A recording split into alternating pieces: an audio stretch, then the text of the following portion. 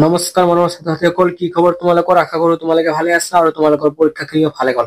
মৰমৰ ছাত্ৰ-ছাত্ৰীসকল, এতিয়া তোমালোকৰ হায়াৰ ছেকেণ্ডাৰী পৰীক্ষা যেহেতু ওলাইছে, এতিয়া তোমালোকৰ মনত এটাই প্ৰশ্ন, তোমালোকৰ হায়াৰ ছেকেণ্ডাৰী ৰিজাল্টটো কেতিয়া দিব?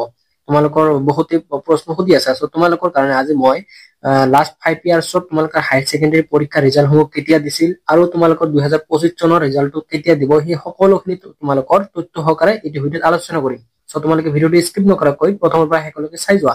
আৰু যদি তোমালোকে আমাৰ চেনেলটো সাবস্ক্ৰাইব কৰা নাই, চেনেলটো সাবস্ক্ৰাইব কৰি দিবা, কিয়নো আমি তোমালোকৰ কাৰণে হাই সেকেন্ডাৰী আৰু মেট্ৰিকৰ ওপৰত গুৰুত্বপূৰ্ণ ভিডিঅ'সমূহ লৈ আনি থাকো। সবলৈকে ভিডিওটো আৰম্ভ কৰো। তোমালোকৰ কাৰণে এখন চাৰ্ট বনাই আনিছো, যিখন চাৰ্টত তোমালোকৰ লাষ্ট 5 ইয়াৰ্স লৈকে কিমান সময়ত কিমান তাৰিখে কোনটো সময়ত তোমালোকৰ হাই সেকেন্ডাৰী ৰিজাল্টটো দিছিল এইখিনি তোমালোকে দেখো পাৰিছা। ইয়াতে প্ৰথমতে তোমালোকে চাই লোৱা এটা বস্তু, 2020 চনত তোমালোকৰ হাই সেকেন্ডাৰী ৰিজাল্ট দিছিল জুনৰ 25 তাৰিখে 9টা বজাত। তাৰ পিছত 2021 চনত জুলাইৰ 31 তাৰিখে ৰিজাল্টটো দিছিল দিনৰ 9টা বজাত। তাৰ পিছত জুলাইৰ 2022 চনৰ জুনৰ 27 তাৰিখে ৰিজাল্টটো পাবলিশ কৰিছিল দিনৰ 9টা বজাত।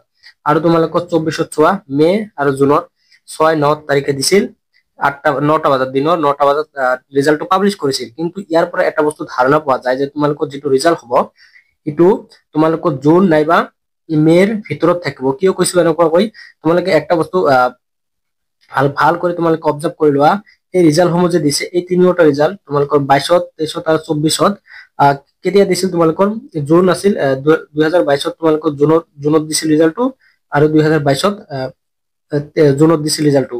আৰু তোমালোকৰ যিটো 24ত ৰিজাল্ট দিছিল সেইটো হল তোমালোকৰ মেৰ 9 তাৰিখে। কিন্তু 2020ত তোমালোকৰ জুনৰ 25 তাৰিখে ৰিজাল্টটো দিছিল। কিন্তু 2021 চনত তোমালোকৰ ৰিজাল্টটো দিছিল জুলাইৰ 31 তাৰিখে।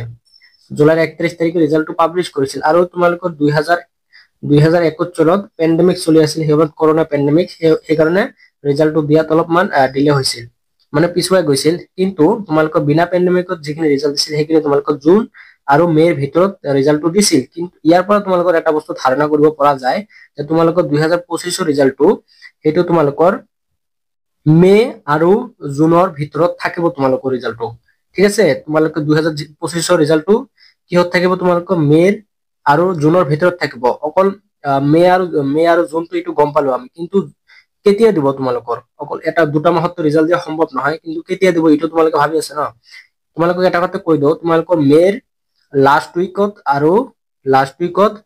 আৰু তোমালোকৰ জুনৰ ফাৰ্ষ্ট উইকত তোমালোকৰ ৰিজাল্টটো দিয়াৰ সম্ভাৱনা আছে, 100% সম্ভাৱনা আছে। ইয়াৰ আগেও নহয়, ইয়াৰ পিছও নহয়। মুঠতে তোমালোকে ভাবি লোৱা এটা কথা, তোমালোকৰ এইবাৰৰ ৰিজাল্ট 25 ৰিজাল্টটো মেৰ লাষ্ট উইকত তোমালোকৰ 2টা সপ্তাহৰ পিছতে মেৰ 2টা সপ্তাহ যোৱাৰ পিছতে তোমালোকৰ দিয়াৰ সম্ভাৱনা খুবেই চান্স আছে, 20 তাৰিখ মানৰ ভিতৰৰ পৰা 30 তাৰিখলৈকে। আৰু তোমালোকৰ যদি এই সময়ত তোমালোকৰ ৰিজাল্টটো নিদিয়া মেৰ, তেনেহলে জুনৰ ফাৰ্ষ্ট উইকত তোমালোকৰ ৰিজাল্টটো পাবলিশ কৰিব। 1 পৰা 7 তাৰিখৰ ভিতৰত তোমালোকৰ ৰিজাল্টটো দিবই, 100% দিবই লাগিব। মানে যেটা বস্তু লাষ্ট 5 ইয়াৰ্সৰ পৰা এটা বস্তু গম পোৱা গ'ল। ঠিক আছে, সো তোমালোকে ডাউটখিনি ক্লিয়াৰ হৈ গ'ল। এতিয়া তোমালোকে টেনশন নকৰিবা ৰিজাল্টটো বহুত দেৰিকৈ দিব নেকি বা ৰিজাল্টটো অতি সোনকালে দিব নেকি, এইটো লৈ তোমালোকে টেনশন নকৰিবা। আৰু তোমালোকে এতিয়া কি কাম কৰিবা, তোমালোকৰ ৰিজাল্ট সন্মুখত ৰিজাল্ট দিয়াৰ আগলৈকে তোমালোকে ইমান মস্তি নকৰিবা। জাস্ট খালি তোমালোকে যিখিনি এন্ট্ৰেন্স হয় তোমালোকৰ এতিয়া এন্ট্ৰেন্স হ'ব, মানে CWE হওক বা তোমালোকৰ যিখিনি CW ইঞ্জিনিয়াৰিং হওক, তোমালোকে ইন্টাৰেষ্টৰ ওপৰত ফকাস কৰা আৰু তোমালোকে ষ্টাডিখিনি কৰি যোৱা। কাৰণ তোমালোকৰ ইমান ঘূৰি ফুৰা সময়ও নাই তোমালোকৰ ৰিজাল্টৰ পিছত। ইন্টাৰেষ্টখিনি ভাল কৰি অবজাৰ্ভ কৰা। ঠিক আছে, আজিৰ কাৰণে